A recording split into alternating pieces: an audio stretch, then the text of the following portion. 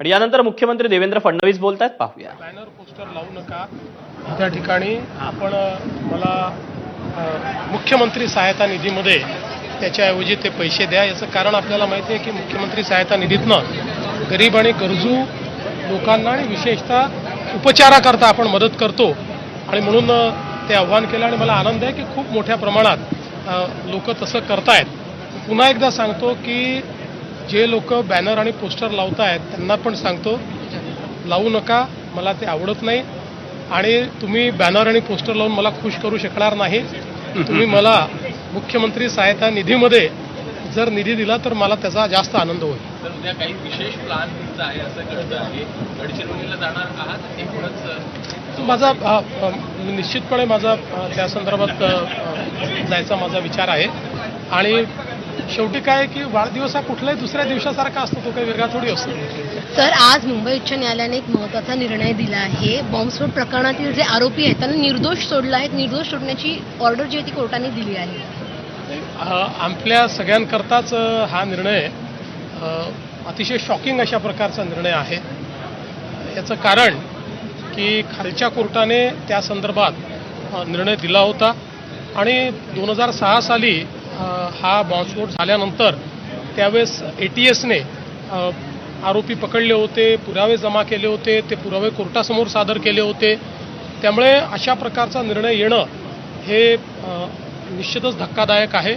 मी अजून काही पूर्ण निर्णय वाचलेला नाही, पण मी तात्काळ आपल्या जे काही वकील आहेत त्यांच्याशी चर्चा केली आणि त्यांना मी सांगितलेलं आहे की आपण सुप्रीम कोर्टमध्ये याला चॅलेंज केलं पाहिजे आणि आमचा प्रयत्न आहे की लवकरात लवकर सर्वोच्च न्यायालयामध्ये जाऊन या निर्णयाला आम्ही चॅलेंज करू. सर, पण या एका निर्णया व्हिडिओ जो आहे तो कालपासून व्हायरल होतो आहे, तरी विधान भवनामध्ये ते रमी खेळताना दिसला आहे आणि या विरोधात विरोधकांकडून होता आहे. मला असं वाटतं की अतिशय चुकीचं आहे.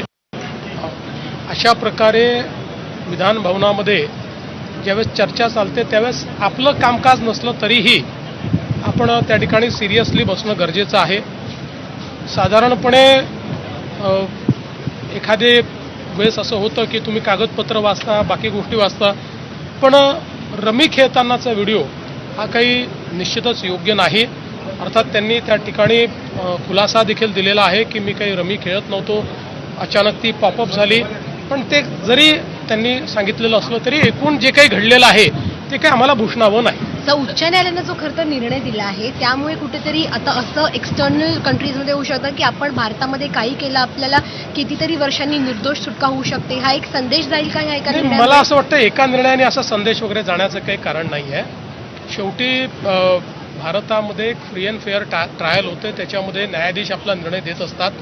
आता आपण उलटा विचार केला तर अनेक मोठ्या लोकांना, मोठ्या म्हणजे ते मोठे नाही आहेत, नालायक आहेत, पण अशा नालायक लोकांना मोठं त्या ठिकाणी आतंकवादी घटना ज्या लोकांनी केल्या त्यांना फाशीची शिक्षा देखील आपल्या न्यायालयाने दिलेली आहे. त्यामुळे असं काही समजायचं कारण नाही आहे.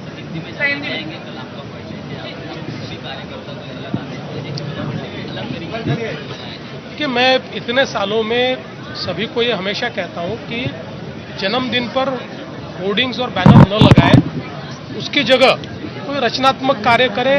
इस बार मैंने सबको ये कहा है कि होर्डिंग और बैनर पर पैसा खर्चा करने की जगह वो सारा पैसा मुख्यमंत्री सहायता निधि में वो दे, जिसके कारण मुख्यमंत्री सहायता निधि के माध्यम से जो हमारे पेशेंट्स हैं उनको मदद करने में मुझे सहायता हो.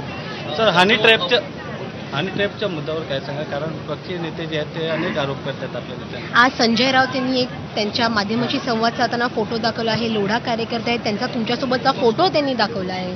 साहेब, पहिली गोष्ट तर हा जो काही लोढा आहे याचे सगळ्यांसोबत फोटो आहे. शरद पवार साहेबांसोबतही आहेत, सगळ्यांसोबतच फोटो आहेत.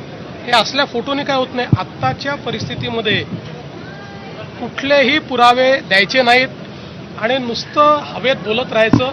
माझी माध्यमांना विनंती, एकदा मागा ना पुरावे तर दिले पाहिजेत. पुरावे न देता दिवसभर काहीतरी बोलत राहायचं आणि वायफळ चर्चा करायची. अशा वायफळ चर्चेला उत्तर द्यायला मला थोडी वेळ आहे. बघा, मी विरोधी पक्षात होतो, जेव्हा आरोप केला पुराव्यासहित केला, एकही आरोप परत घ्यावा लागला नाही, एकही पुरावा खोटा ठरला नाही. याला विरोधी पक्ष म्हणतात.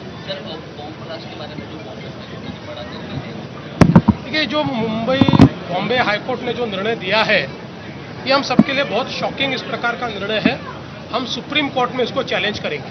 Thank you sir. तेव्हा मुख्यमंत्री देवेंद्र फडणवीस यांची ही आपण प्रतिक्रिया पाहिलेली होती.